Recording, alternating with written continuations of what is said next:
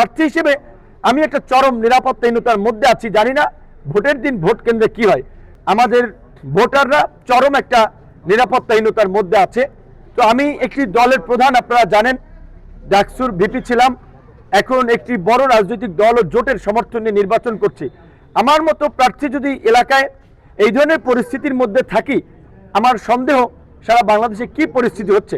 এবং এই পরিস্থিতি যদি চলতে থাকে, বিশেষ করে আমি পরিষ্কারভাবেই বলেছি, এই ঘটনা যদি এই সন্ত্রাসীদেরকে যদি গ্রেপ্তার করা না হয়, তাদের বিরুদ্ধে যদি ব্যবস্থা না নেওয়া হয়, তাহলে তো আমার পক্ষে নির্বাচন করা সম্ভব নয়।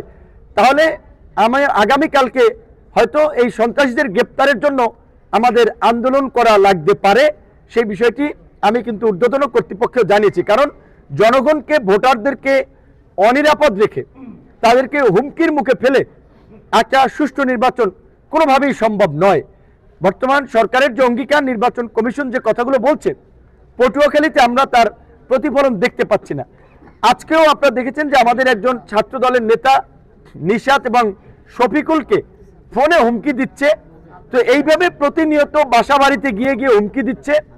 এই সমস্ত অভিযোগগুলো দায়ের করা হলেও তেমন শক্ত ভূমিকা নেওয়া হচ্ছে না। দায় সারা পুলিশ যাচ্ছে, পরে বলছে খুঁজে পাচ্ছে না। কারণ যাওয়ার আগেই তাদেরকে মেসেজ দিয়ে দেওয়া হয় তারা যেন পালিয়ে যায়।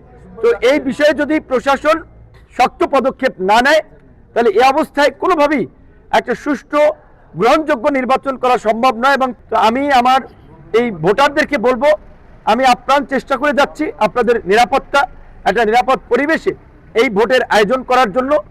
আশা করি প্রশাসন এই অভিযোগগুলো আমলে নিয়ে এই চিহ্নিত দুর্বৃত্ত সন্ত্রাসীদের বিরুদ্ধে ব্যবস্থা নেবেন। আপনারা সকাল 7টার মধ্যেই ভোট কেন্দ্রে যাবেন, ভোট কেন্দ্রে গিয়ে ভোট দিবেন। এবং ভোট যদি কেউ প্রভাবিত করার চেষ্টা করে, কেন্দ্র দখলের চেষ্টা করে, কোনো প্রিজাইডিং পুলিং অফিসার যদি বিতর্কিত ভূমিকা নেয়, আপনারা প্রতিহত করবেন।